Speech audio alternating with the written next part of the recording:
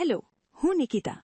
આજે આપણે GCERT ધોરણ 5 થી 12 આધારિત ઇતિહાસના મહત્વના 2500 પ્રશ્નોમાંથી વન લાઇનર સિરીઝ જોઈશું.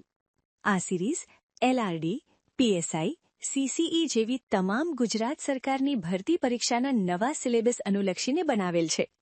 તો ચેનલને ફટાફટ સબસ્ક્રાઇબ કરી લો અને બેલ બટન પર ક્લિક કરી લો, જેથી કરીને YouTube તો ખુશ થશે જ, પણ સાથે સાથે હું પણ ખુશ થઈશ. તો ચેનલને સબસ્ક્રાઇબ કરી લો. પ્રશ્ન 1001.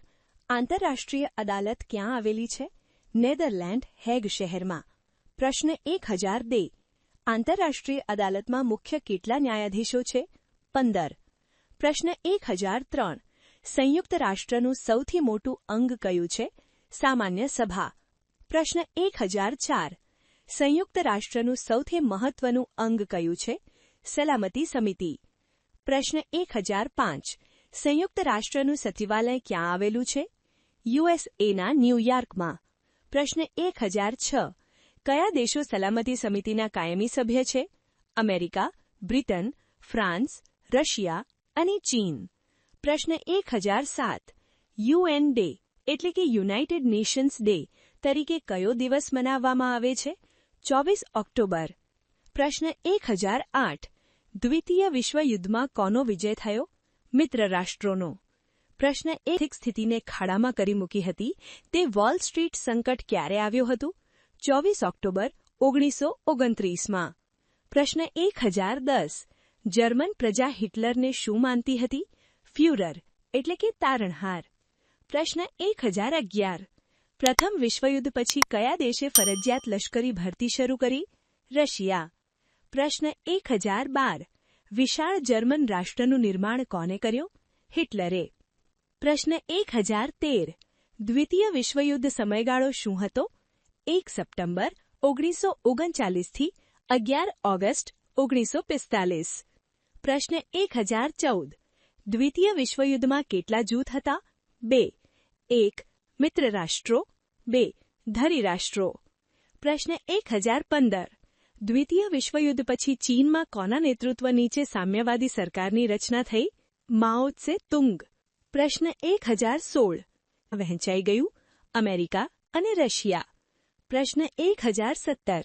દ્વિતીય વિશ્વયુદ્ધ પછી વિશ્વમાં શાંતિ માટે કઈ સંસ્થાની સ્થાપના કરવામાં આવી? સંયુક્ત રાષ્ટ્ર. પ્રશ્ન 1018. સંયુક્ત રાષ્ટ્રોની સ્થાપના ક્યારે કરવામાં આવી? 24 ઓક્ટોબર 1945. પ્રશ્ન 1019. સંયુક્ત રાષ્ટ્રનું મુખ્ય કાર્યાલય એટલે કે સચિવાલય ક્યાં આવેલું છે? ન્યૂયોર્કમાં. પ્રશ્ન 1020.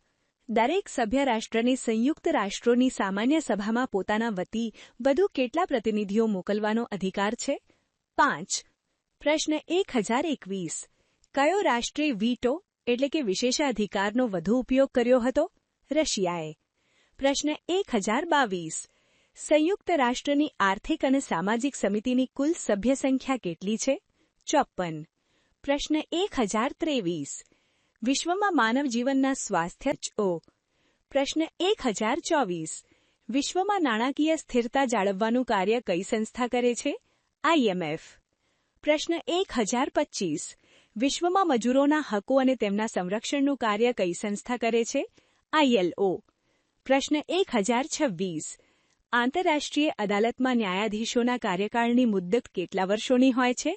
9 વર્ષોની. પ્રશ્ન 1027. સંયુક્ત રાષ્ટ્રોની સામાન્ય સભાના મહામંત્રીનો કાર્યકાળ કેટલા વર્ષ માટે હોય છે? 5 વર્ષ. પ્રશ્ન 1028. WHOનું પૂર્ણ નામ શું છે? વર્લ્ડ હેલ્થ ઓર્ગેનાઇઝેશન એટલે કે વિશ્વ આરોગ્ય સંસ્થા. પ્રશ્ન 1029. IMFનું પૂર્ણ નામ શું છે?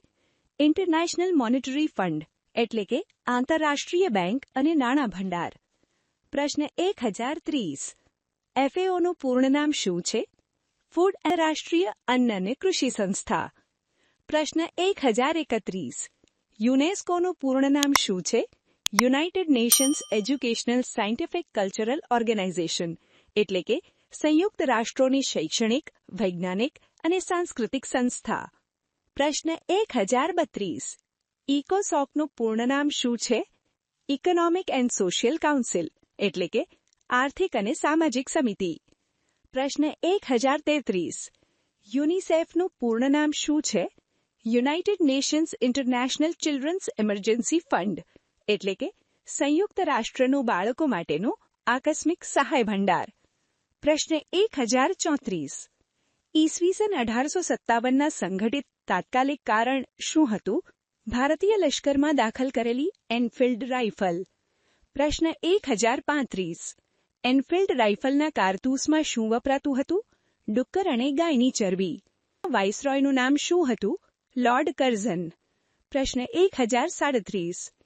વાઇસરોય કર્ઝને ભારતમાં શાસન સુધારણા માટે કઈ નીતિ અપનાવી હતી? ભાગલા પાડો અને રાજ કરો. પ્રશ્ન 1038. બંગાળના ભાગલા ક્યારે પાડવામાં આવ્યા? 16 ઓક્ટોબર 1905. પ્રશ્ન 1039. બંગાળના ભાગલા પડ્યા તે દિવસને કયા દિવસ તરીકે મનાવવામાં આવ્યો? રાષ્ટ્રીય શોક દિન, એટલે કે 16 ઓક્ટોબર. પ્રશ્ન 1040. બંગાળના ભાગલા ક્યારે રદ કરવામાં આવ્યા? ઈસવીસન 1911માં. પ્રશ્ન 1041. મુસ્લિમ લીગની સ્થાપના ક્યારે કરવામાં આવી? ઈસવીસન 1906માં. પ્રશ્ન 1042. મુસ્લિમ લીગની સ્થાપના કોને કરી હતી? આગા ખાને. પ્રશ્ન 1043. લેખકો વાઇસરોય મિન્ટોને શું કહે છે? મુસ્લિમ કોમવાદના જનક. પ્રશ્ન 1000ની શરૂઆત કોને કરી હતી? વાસુદેવ બાળવંત ફડકે. પ્રશ્ન 1045. સ્વરાજ મારો જન્મસિદ્ધ અધિકાર છે અને હું તેને લઈને જ રહીશ.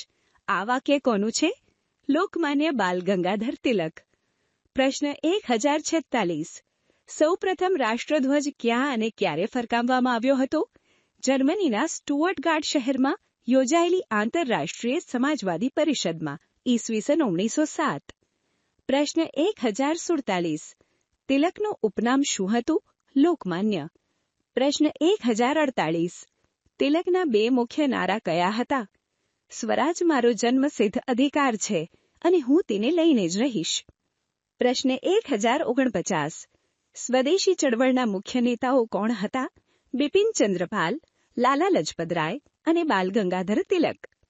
પ્રશ્ન 1050. કેસરી નામનું અખબાર. તમને આમાંથી કેટલા પ્રશ્નો પહેલાથી આવડતા હતા? કોમેન્ટમાં લખો.